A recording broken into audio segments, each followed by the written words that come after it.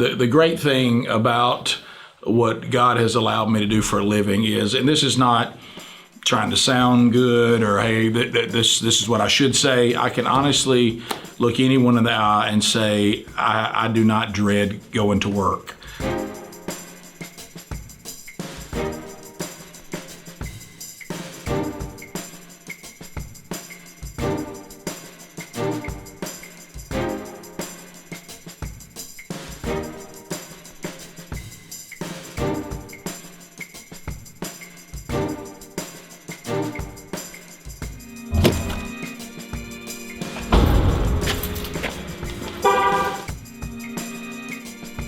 What I've tried to do is I've realized that some people are different, but if I get here too early, then I get sleepy before the show starts. But if I get out of the shower, see my hair's still wet, if I get out of the shower, get in the truck, come to the show, then I feel like I go on with energy and I haven't started that decline. So that's just my philosophy.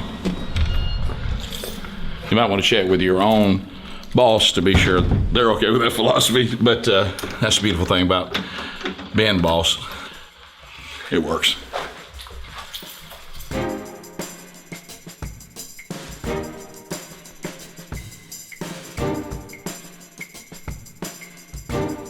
Morning, Mr. Bussy. Morning, man. How are we, buddy? This is our new CD this year. 25 big ones. We've been at it for 25 years. Shocking.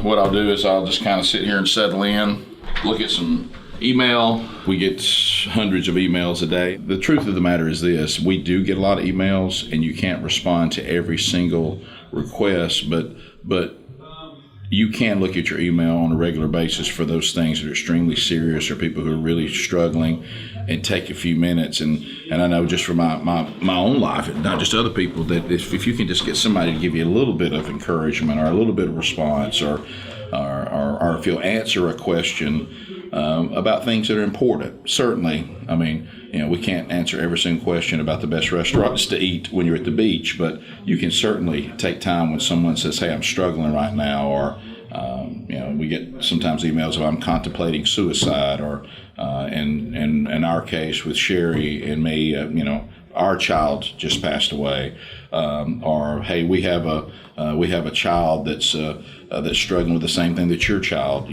struggle with, and we watched how y'all handle this. Can you give me some insight on that? Isn't that why we're here?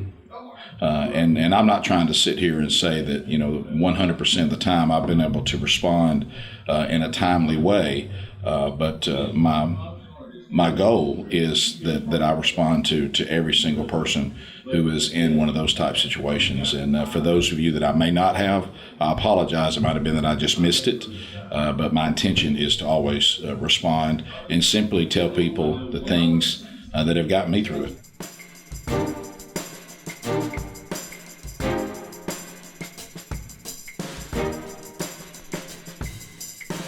People wonder why we struggle with our weight and everything. Here's where all good intentions come to die. This kitchen is always full with delicious things, and I personally had to evaluate that in my life. Now, first of all, let me be clear. There should be a thin person saying this, not a person who still has weight issues like I do.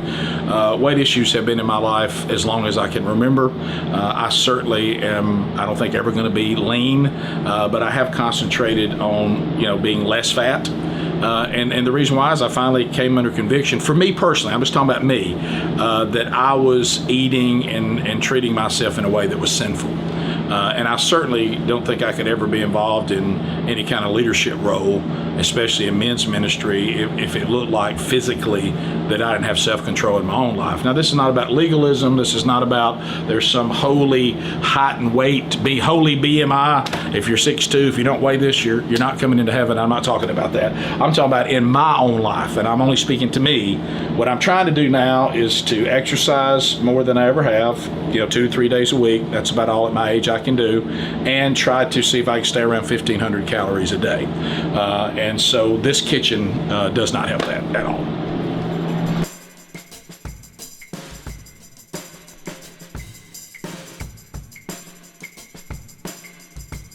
As a toddler, my head was just way bigger than my body. Like, it was just, the proportions were not there.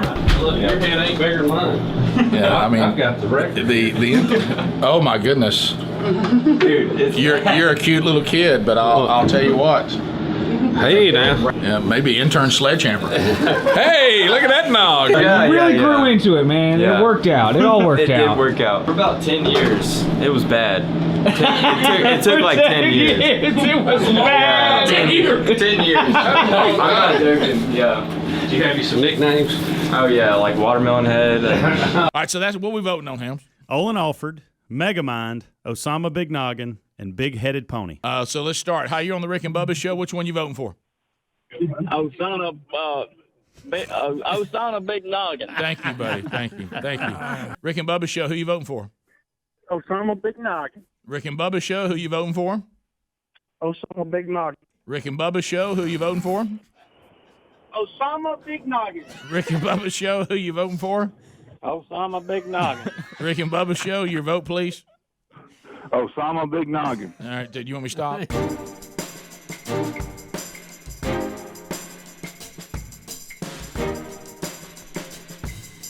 Gotta have the BuzzBox coffee. This is the one we love the most right here. I'll Papua New Guinea. I met Jeff Erickson, gosh, I can't remember how many years ago now, but it's probably been 5+ years ago, maybe a little more. And Jeff Erickson is out of Camano Island in Seattle.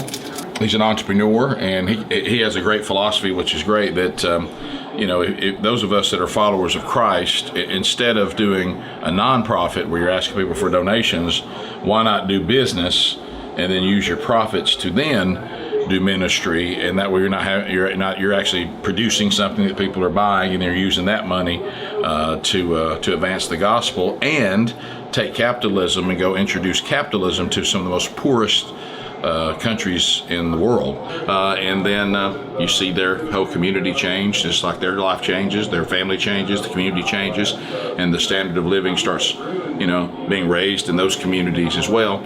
And then the consumer gets a delicious product and buys that, and then we take a percent of that profit, and then we advance the kingdom of God with that. So it's a great program, but it's got to be good coffee first, and it is. Hey, today's the Rick episode of Daily Documentaries, where I'm kind of following Rick around. You got any good questions for me to ask Rick? Ask him if he colors his hair. I think he does. Maybe he'll finally come out. Greg, now do you color your hair? But yeah, I do. I color it gray, and I keep the top shaved. And you wear a wig, right? Yes, but I like to have this, it looks like a yarmulke. I like that. You said you shave that. I do, because normally it's thick, but I don't want, why would I want that? Nothing worse than like an 80-year-old man with jet black hair, because ain't nobody buying it. No. Ain't nobody buying that.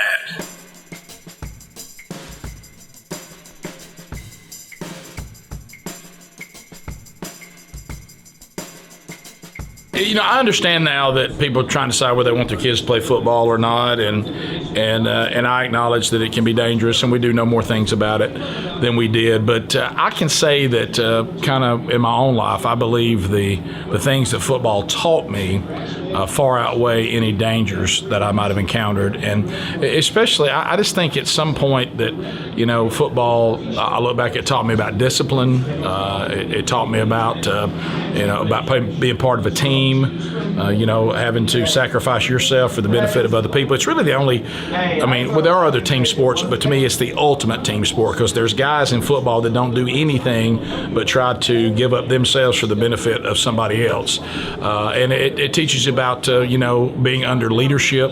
It teaches you about how to operate under authority. It teaches you to push yourself, and I think there's just so many elements that only football can teach. And so for me, it was invaluable. The work ethic it taught me alone has served me well.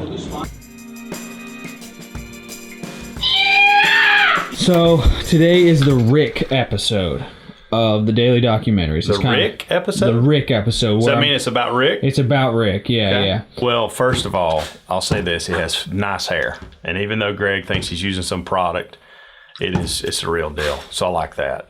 And I don't know that I have ever met another man that pursues Christ like he does. It's awesome to see every day, and a great influence on us all. You know what I'm really envious of with Rick here at the studio? And I love his bookcase. I got bookcase envy. Look at that. Is that not beautiful? I wish I could kind of sneak that out at the house. I got a good place for that. And I like his beard too. He's got a good beard. Can I get a picture of my shirt? Okay. 'Cause I love Greg like Lisa loves Jason Krause. Oh, wow. Hey, Bubba. Oh. Today's episode is the Rick episode, where I kind of followed Rick around more than anybody today. Kind of like normal. Kind of like normal. So it's kind of like a normal episode. Okay. I forget which one you get. You go to 0 or you go full sugar? Start with 0, finish with sugar. I like to mix them up. So what is it like working with Rick Burgess for 25 years? Oh gosh, it's well, obviously it's been good. I'm still here, so I can't really say much. But no, Rick's always a lot of fun. He's always full of energy, and you know, he always likes to get after it. So he keeps all of us straight. What is a moment where you thought to yourself, you know what, this thing is going to work out? We've found something here. Well, I think it was back in Spanish class when we were having fun, and we were about to drive everybody around us crazy. But no, everybody seemed to enjoy the show we were putting on, except for the teacher. But no, I've always felt like, you know, when we're having fun, it seems like other people are having fun. So, you know, that's kind of what we shoot for. It's Jim the Crazy Sign Man. Well, hello there. Where are your signs, Jim? I don't know what to do. They're sitting in the back of my car. Oh, my gosh. I'm on my way. I'm on my way to get a puzzle, and this is just on my way. And I thought, well, I'll just stop by and see if anybody's hanging out. Adler was going to get a puzzle too over there. What now? Adler was going to pick a puzzle. Were you going to get your puzzle? Yes. You want to see my puzzle? You want Yes. to see my latest puzzle? I've got to transfer it into a good readable copy. Okay. There's the Harper's puzzle. So you do it once and then you do it again. Well, I'll do it again, right? And they had Right, because why wouldn't you? They had 15 letter clues here. One of the clues, one of the answers was circumnavigates. Wow. The other one was sample envelope. Yeah, I can just circumnavigate, Greg. You heard circle, I got nervous. Greg, you love puzzles, don't you? Oh, yeah, don't you like that? People me to guess stuff. I love that. Hey, guess what? Guess what? Guess how much I paid for this? Guess. God. I don't want to guess. I don't want to guess. I want you to tell me. I'll either be impressed that you got it for that, or I won't. And it's one thing to be able to say, well, I do what I enjoy, but we do what we enjoy, and I get to do what I enjoy, but I also have been afforded, been able to make a good living at it. You know, I just can't believe the grace and mercy that I've been afforded. Here's a little boy, wanting to be, do a radio show from the time that I was young. I honestly knew what I wanted to do very early on and found a way to do it. And but that came across God's desk, and He said approved. It's been incredible. It hasn't always been easy, but I truly love what I do for a living, and I intend to do it as long as I mentally and physically can do it. But the good news is, too, because of what we do for a living, it does afford you time to do other things. My wife and I both, now that our kids have all left the house, have found time to devote ourselves to other things that we feel called to. And for me, that has been men's ministry. Now, I've been doing a lot of going out and speaking for a number of years, but then God's kind of focused me in on men's ministry. That God has given a certain influence to the male that nothing rivals. And men and women are certainly equal, no doubt about that in Scripture, co-heirs with Christ. However, God did not make men and women the same or with the same roles. So men to their families and to the church and to society are either a blessing or they're a detriment. So shouldn't that be the church's most important priority? And that's discipling men, reaching them first, but discipling men from spiritual infancy to spiritual maturity. So God called me to that, and that is a passion of mine.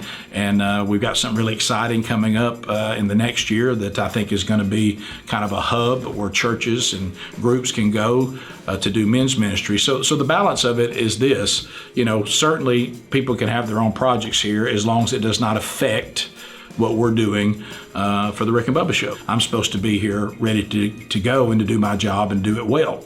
So I've tried to find a way to balance the two things, but first, not at the expense of my wife. My wife is involved in how much I'm doing and what I'm involved in, and we do a lot of ministry together too, which is great.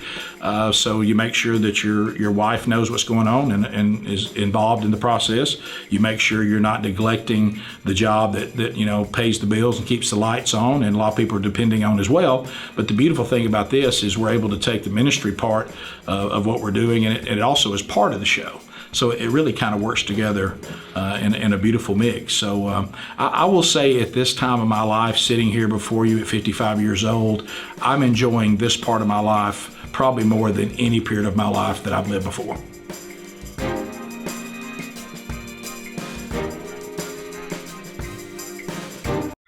Well, when I started working with Rick, I had dark brown hair.